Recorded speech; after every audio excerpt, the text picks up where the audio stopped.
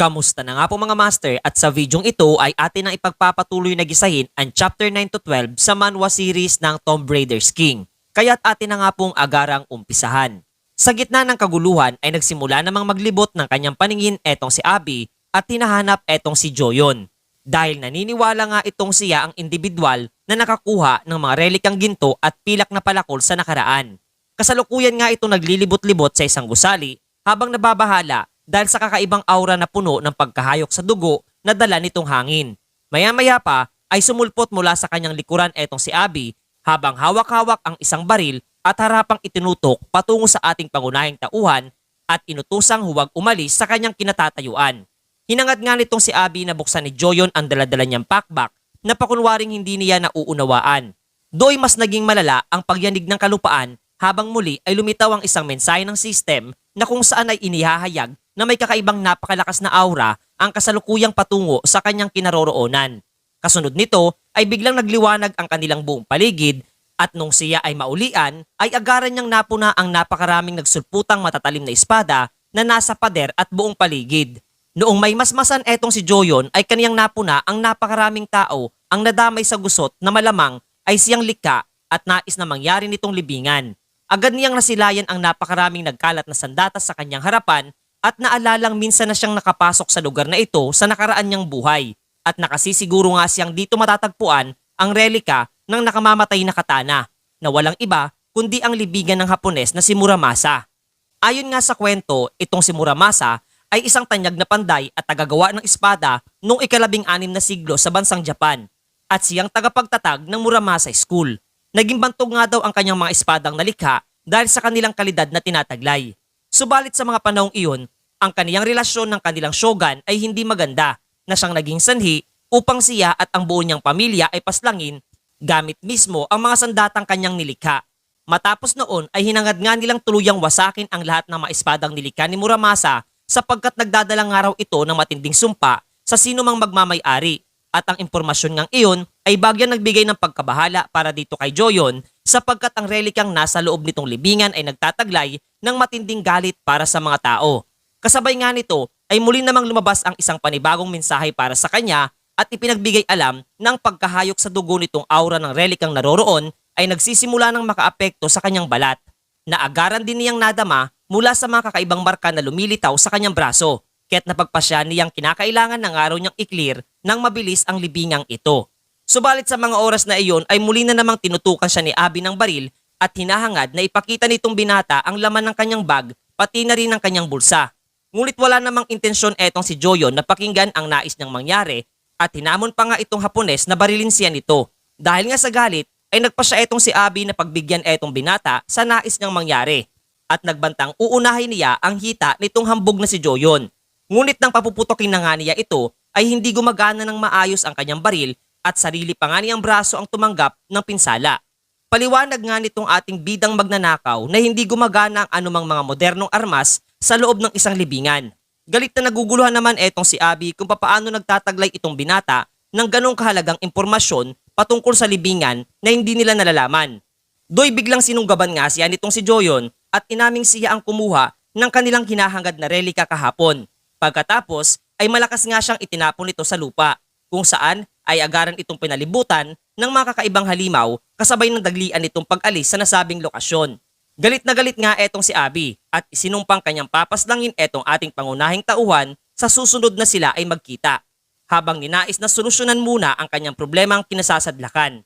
Nagpanggap nga etong si Abby sa harapan ng mga tao na isang opisyal at arkeologong Hapon at naroroon siya upang tumulong sa kanila.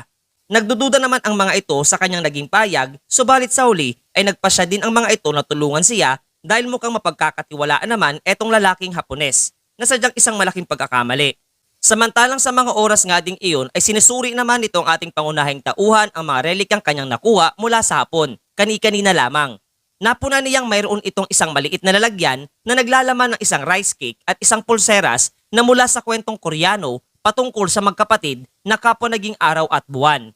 Ayon nga sa alamat, ay pinatay di umano ng tigre ang kanilang ina upang magawang kunin ang mga rice cakes na gawa niya at tinangkaring patayin ang dalawang anak nito. Ngunit nailigtas sila ng isang lubid na nagmula sa langit. Alam ni Joyon na hindi ito isang makapangyarihang relika ngunit maaari pa ring maging kapaki-pakinabang. Muling na-unlock ng sistema ang bagong titulo bilang ang nakakaawang kawatan at ang kasanayang nimble fingers. Nakumpleto na nga niya ang lahat ng pangunahing kasanayan at inihayag ng system na kaniyang matatanggap na ang pabuya oras na nagawa niyang makalabas sa loob nitong libingan. Naiinis man ay napangiti na lamang etong ating pangunahing tauhang magnanakaw habang iniisip na mukhang literal na ginagawang parang isang laro ang kanyang buhay nitong misteryosong uwak. Maya-maya pa ay napukaw ang kanyang atensyon ng isang boses na humihingi ng tulong mula sa di kalayuan. Tiningnan nga niya ang nangyayari mula sa itaas nitong bahagi at agad niyang napuna ang kakaibang senaryo na nawikan niyang isang malinaw na patibong habang may isang babaeng tila sinasapian at may hawak na kutsilyo mga master. Takot nga ang lahat ng naroroon habang nasa harapan nitong batang babae na sadyang wala sa kanyang katinuan. Paliwanag nga ni Joyo na kapag may isang individual ang humawak dito sa mga nagkalat na mga patalim ay literal na masasapian ng mga galit na kaluluwa na siyang magdudulot ng kapahamakan sa kanilang lahat. Dagdag pa nga niya na kapag mas maraming buhay ang mawawala ay kapwa naman katumbas ng maayos na bahagi nitong tulay na nasa kanyang kinaroroonan sapagkat ito ay isang sacrificial trap. Agaran siyang sumigaw ng malakas at tinanong ang mga ito kung ano ang rason kung bakit sila naroroon at nasaan na ang lalaking Hapones na kasama nila kani-kanina lamang. Inilahad naman ng mga ito nang nasabing lalaki ang siyang nagdala sa kanila sa naturang lokasyon at nawika pa nga raw nito na sila ay kinakailangang magsakripisyo ng kanilang buhay upang maprotektahan ang ilang mga sekreto na agarang hindi nagustuhang marinig nitong ating pangunahing tauhan. Napagpasyahan nga niyang tulungan ang mga ito at wasakin ang lahat ng mga espadang nasa kaniyang dinaraanan. Ang kanyang aksyong ginawa ay agad na napukaw ang atensyon nitong babaeng sinapian at galit na tinumbok ang kanyang kinaroroonan. Ginamit naman ni Joyon ang lubid na relika na kanyang nakuha mula kay Abby upang itali at pigilan itong batang babae.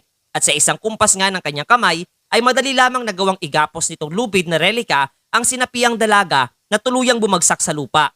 Kinuha nga niya itong maliit na patalim at do'y agaran niyang narinig ang isang tinig na naguutos sa kanyang paslangin ang lahat ng naroroon.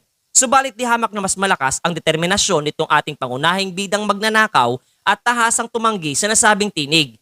Hindi nga ito makapaniwala na magagawa siyang tanggihan nitong binata na kapwa-agarang nadismaya nung mapag-alamang isa lamang itong Sigrid relic, kung kaya't agad nga niya itong itinapon at muling ipinagpatuloy ang paghahanap sa tunay na boss at pangunahing relika sa loob nitong libingan.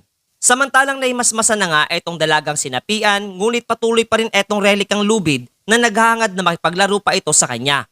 Wala namang panahon etong si Joyon na magsayang pa ng oras at inatasan etong lubid na muli nang bumalik sa kanya. Matapos nito ay kanyang isinaad sa lahat ng mga taong naroroon na sumunod sa kanya at kaniya silang tutulungang makalabas nitong libingan. Gayon din binigyang diin na hindi siya katulad nitong manggagantyong Hapones na naunang nanloko sa kanila. Sa mga oras ding iyon ay natuklasan na nga nitong si Abby ang silid ng relika kung saan naroroon etong si Muramasa. Masayang masaya ito at sinimulan ng hanapin ang kanyang pinakapakay at bagamat nakuha nga raw sa kaniya ang ilan niyang pagmamay-aring relika ay ayos lamang iyon sapagkat kaniya di umanong unang ididispatcha etong Koreanong binata oras na nagawa na niyang mahanap etong relika ni Muramasa. Lumipas pa nga ang ilang sandali ngunit hindi pa rin niya ito magawang mahanap at galit na napagtanto niyang peke ang lahat ng mga espadang naroroon. Maya-maya pa ay nakarinig nga siya ng mga galit na boses sa likuran niyang bahagi kung saan ay agad niyang nakita etong mga pagmumuka ng mga taong una niyang sinubukang lokohin. Gulong-gulo ang isipan nitong si Abby kung papaano ang mga ito ay nakatakas sa nasabing patibong. Subalit agaran naman siyang kinapitan ng mga galit na pulutong ng mga kalalakihan at sinimulan siyang tadyakan sa lapag. Mula sa di kalayuan ay kanyang napuna etong binata at naunawaang marahil siya ang tumulong sa mga ito upang makatakas sa patibong. Hindi naman ito itinanggi ni Joyon at hindi rin pinalagpas ang pagkakataon upang hamakin etong Hapones sapagkat bagamat naunang araw ito na makarating sa silid ay hindi naman ito matukoy kung nasaan ang lokasyon ng relika ni Muramasa. Ginamit nga niya etong gintong palakol upang matukoy kung nasaan ang kanyang pakay na relika na agaran naman itong nahanap mula sa di kalayuan kung saan siya nakatayo. Hinugot nga ni Joyon ang tunay na relika na nakatarak sa lupa. Hindi nga siya makapaniwalang isa itong sirang piraso ng espada na naglalabas ng kulay lilang aura at kasabay na hinahangad nga ng binata na ipakita nitong si Muramasa ang tunay niyang kaanyuan. Mayabang namang tumugon etong relika ni Muramasa at kapwa hiniling na kinakailangan muna niya ng 10 sakripisyo upang magamit ang buong kapangyarihan niyang tinataglay. Ang payag nga nitong si Muramasa ay malinaw ding narinig ni Abi at iba pang naroroon na talagang nagbigay ng takot para sa lahat. Subalit tahasang tumanggi naman etong ating pangunahing tauhan sa gusto niyang mangyari at sinabing maaari niyang durugin ang espada kung hindi ito susunod.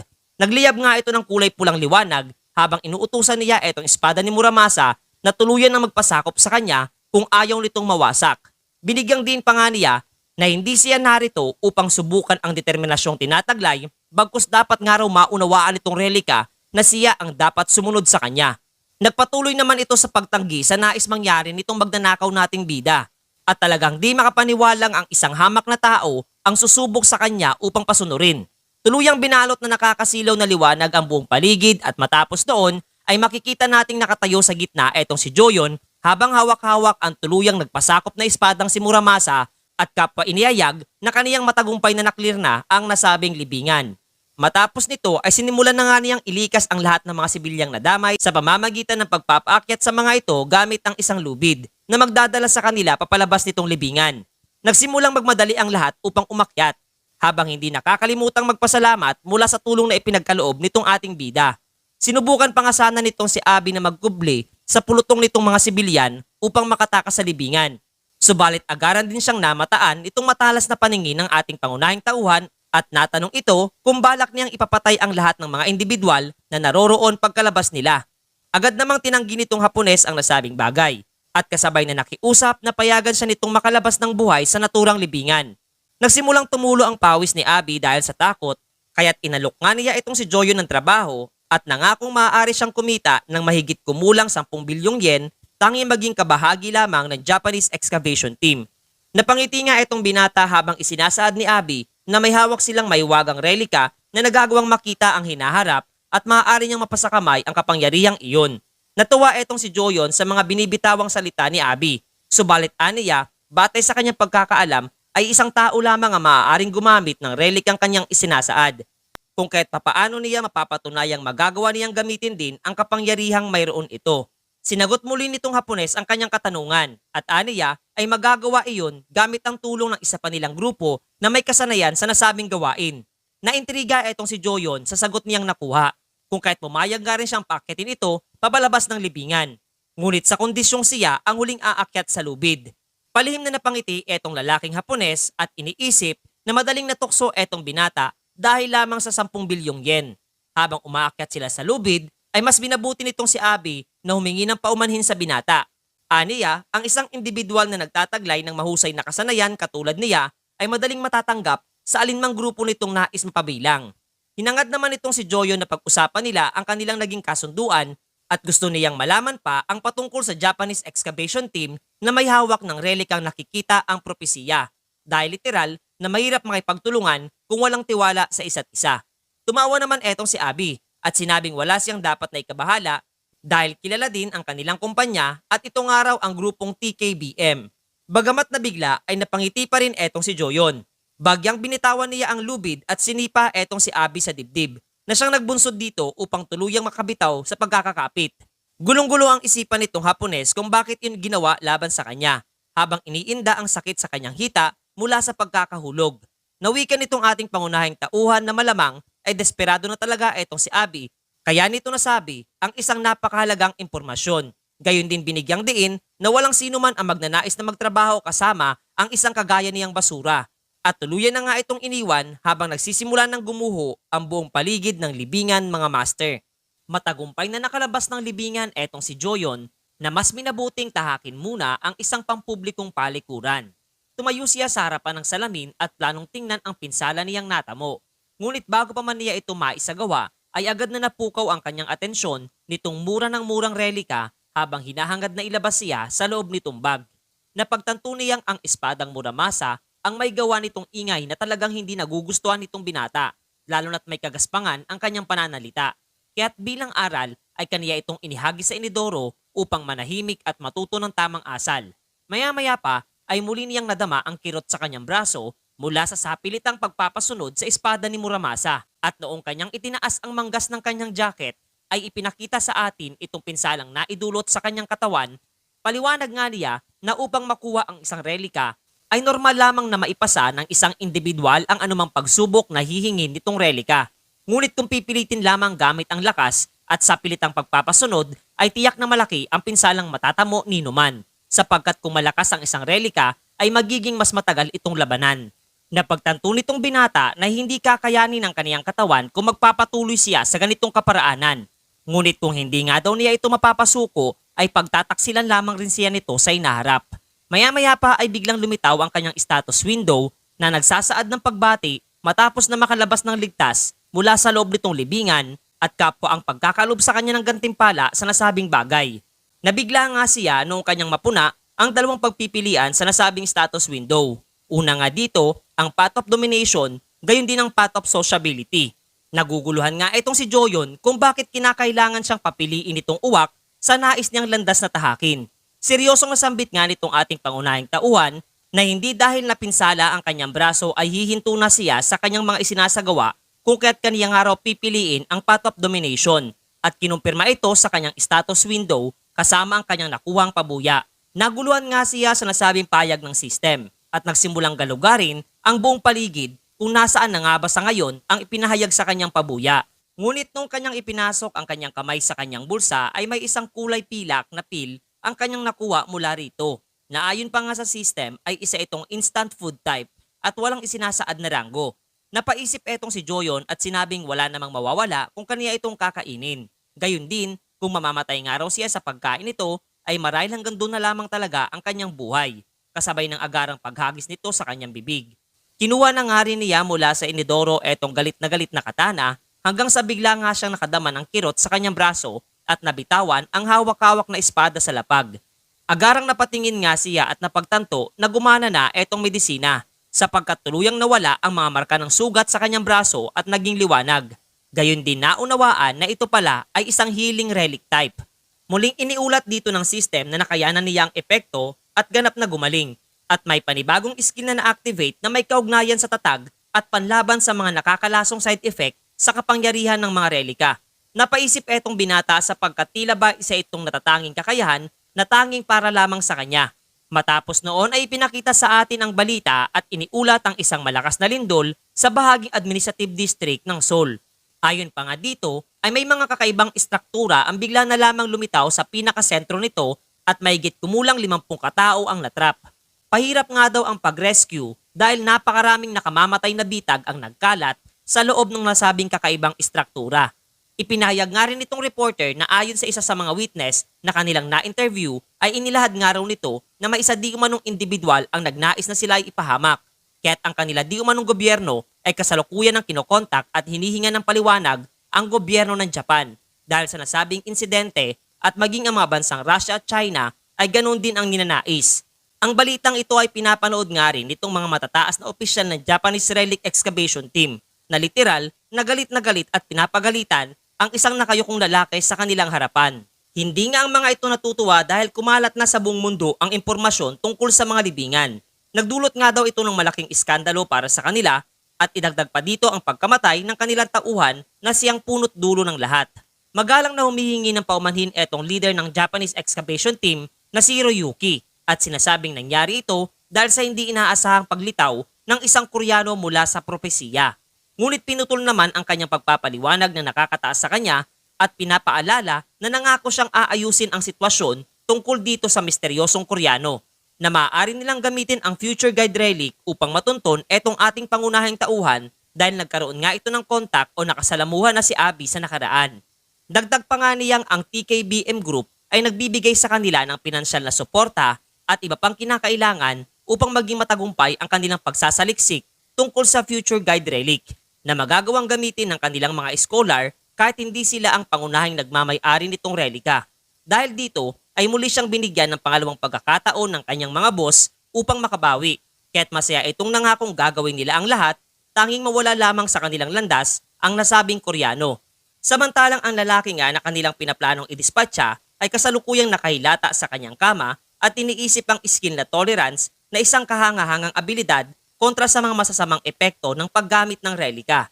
Lalo na't sa nakaraang buhay nga daw niya ay itinuturing na pangunahin at napakahalaga ang mga healing relics. Kaya't naguguluhan siya kung bakit ito ipinagkalob sa kanya nitong uwak. Gayon din kung ano ang magiging pakinabang nito sa nasabing nilalang. Lalo na't ang skill na tolerance ay sadyang magbibigay sa binata ng malaking kalamangan kumpara sa iba. Wala naman siyang anumang nakuwang tugon mula sa uwak hanggang sa nakatanggap siya ng isang tawag mula sa kanyang bataan na si Seyong Woo. Kasalukuyan nga ang mga ito ay nasa Las Vegas na at ipinahayag sa kanya na tiningnan nga raw nitong si Blandy ang listahan ng mga dadalo sa isasagawang auksyon. At ayon pa nga dito ay may 3 tao di umanong pare-pareho ang pangalang JK na nasa listahan. Napukaw nga nito ang atensyon ni Joyon at tuluyang napagpasyang kinakailangan niyang personal na pumunta roon. Ngunit muli na namang biglang lumitaw ang status window at nagpahayag ng isang babala para sa kanya sapagkat isa di umanong S-rank relic ang minamarkahan na siya. Nagtaka nga etong si Blandy sa biglaang pagtahimik nitong binata kung kahit inilahad nito sa kanya na susunod siya sa Las Vegas matapos lamang asikasuhin ang isang bagay na dapat niyang unahin mula sa lugar na dapat niyang puntahan mga master. Ipinakita sa atin ang isang aklat na may kayumangging pabalat na akda nitong si Prinsipe Shotoku at naglalaman nga ito ng mga hula patungkol sa kapalaran ng bansang Japan. Dagdag pa nga impormasyon na itong si Shotoku ay isang prinsipe at regent ng Asuka period. Bagamat walang maraming patunay na talagang umiiral ito, ay madalas pa ring banggitin sa maraming sinaunang kasulatan ang malaalamat na relika na ito at isa nga sa mga unang relika na nakapasok sa lipunan ng mga tao. Sa halip na lumikha ng isang libingan, ay mas pinili nitong relika na maghanap ng sarili nitong magmamay-ari. Dito ay isang batang babae na nagngangalang Sasaki Yuka ang kanyang napili at bagamat makailang beses niya itong itinapon ay paulit-ulit lamang itong lumilitaw kung saan mang lugar siya pumunta na talagang hindi niya magwang paniwalaan.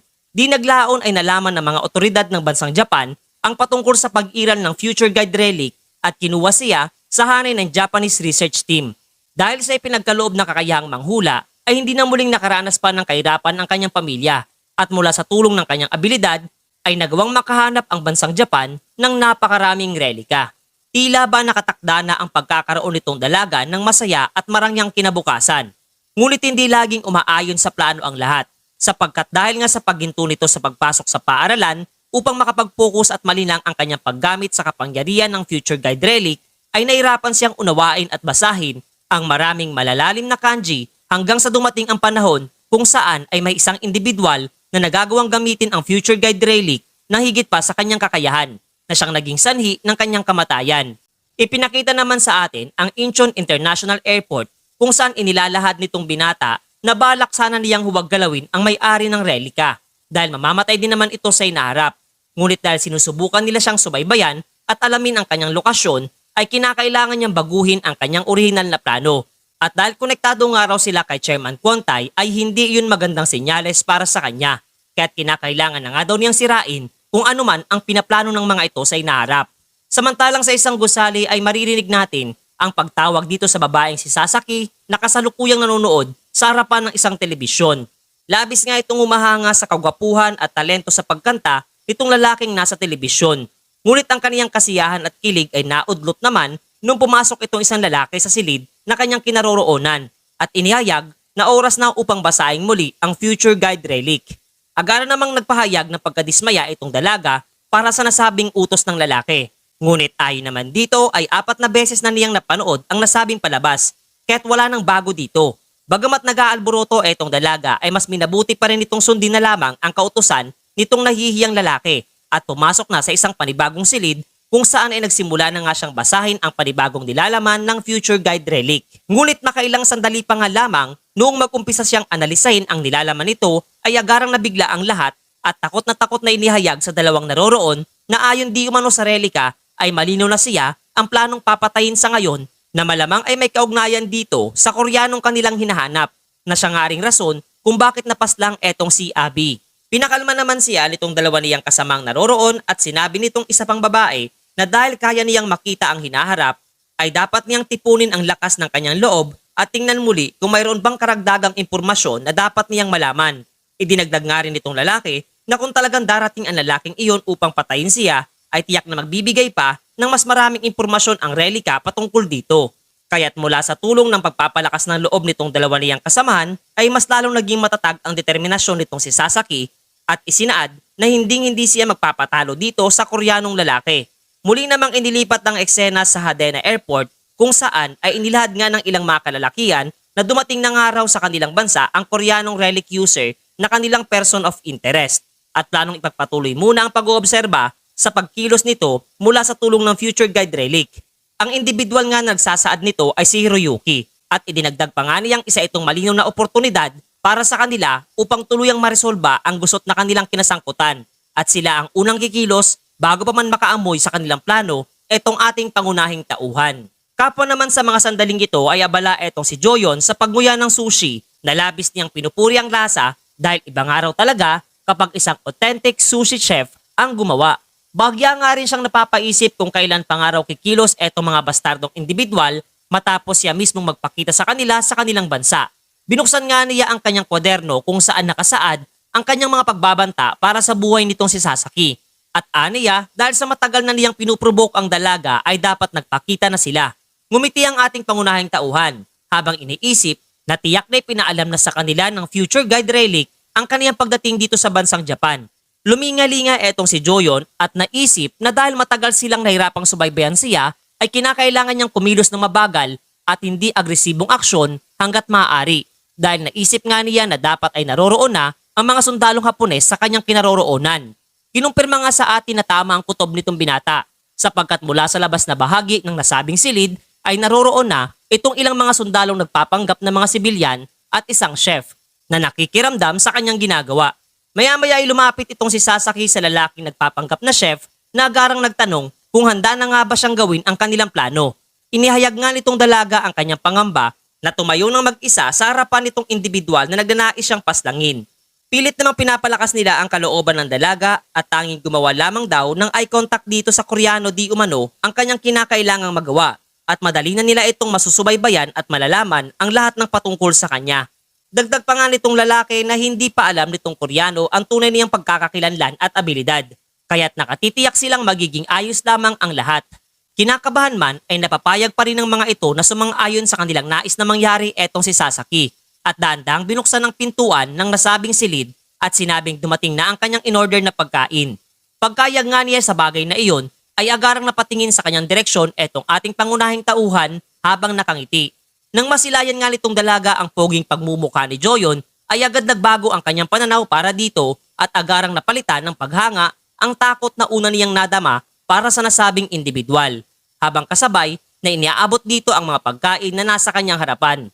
Pinasalamatan nga siya nitong binata habang nakangiti at lingid nga sa kaalaman nitong si Sasaki ay alam na nitong si Joyon na siya ang individual na gumagamit ng Future Guide Relic mula sa kanyang mga alaala sa nagdaang buhay. Hindi nga siya makapaniwala sa aksyon nitong isinasagawa at pasimpleng hinawakan ang katana ni Muramasa na nasa isang tabi. Ang kanyang aksyong isinagawa ay napapanood mula sa hidden camera nitong mga sundalong nagmamatsyag sa monitor na kaagad ding ipinagbigay alam sa kanilang mga kasamahan ang nakababahalang pagkilos nitong ating pangunahing tauhan at dapat na nilang iligtas etong dalaga.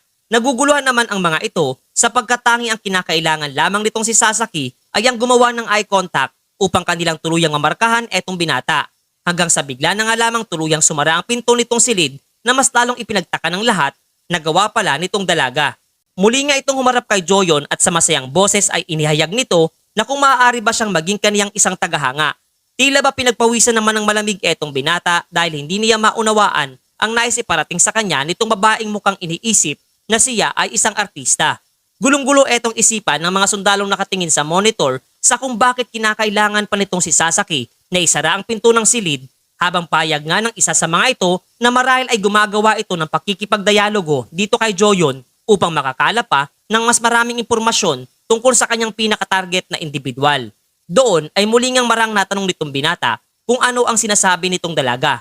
Itinaas na nga lamang nitong si Sasaki ang kanyang kamay at kinuha ang kanyang telepono. Sinabi niyang gusto lamang niya itong makausap at maghintay sandali dahil malamang ay hindi siya nito naiintindihan. Makaraan noon ay tinapat niya ang telepono sa pagmumukha niya at nagsulat sa lingwaheng Ingles ng kagustuhan niyang makipagkaibigan. Medyo balibalento nga lamang ang pagkakasulat. Sa kanyang napag-alaman ay literal na hindi magawang maunawaan itong binata ang nais na mangyari ng dalagang nakangiti sa kanyang harapan. Napangiti na nga lamang din siya at kinuha ang telepono nitong si Sasaki habang iniisip na magandang pagkakataon ito para sa kanya kasabay ng pag-type ng isang mensahe. Ipinakita nga niya ang mensaheng nais ipabatid sa dalaga na sadyang nagbigay dito ng kakaibang kasiyahan. Patuloy naman sa pagmamatsyag at pakikiramdam itong ilang mga sundalong nasa labas ng nasabing silid at naghihintay ng tamang pagkakataon. Ngunit sa mga sandaling iyon ay bigla na nga lamang may isang lamesa ang tumilapon papalabas ng silid. Hindi maunawaan ng mga ito kung ano ang nangyayari at ang sandaling pagkawala ng mga ito sa focus ang siya namang sinamantala nitong relikang lubid na daglian silang lahat ay iginapos. Pagkatapos ay marahang naglakad papalabas ng silid etong sina Joyon at sinabing alam niyang sinusubukan nila ang ganitong panlilinlang laban sa kanya. Kaya naglagay nga raw siya ng relika roon ng mas maaga. At nagpatuloy na nga sa paglalakad papalayo etong kapwa sina Joyon at Sasaki sa pasilyo. Nais namang bigyang linaw nitong ating pangunahing tauhan para sa dalaga na ang mga sundalong nakagapos ay hindi niya kinakailangan pang alalahanin dahil tinitiyak niyang hindi na nga sila guguluhin pa ng mga ito habang agad niyang tinatanong kung gusto ba nitong si Sasaki na makipag-date sa kanya mga master.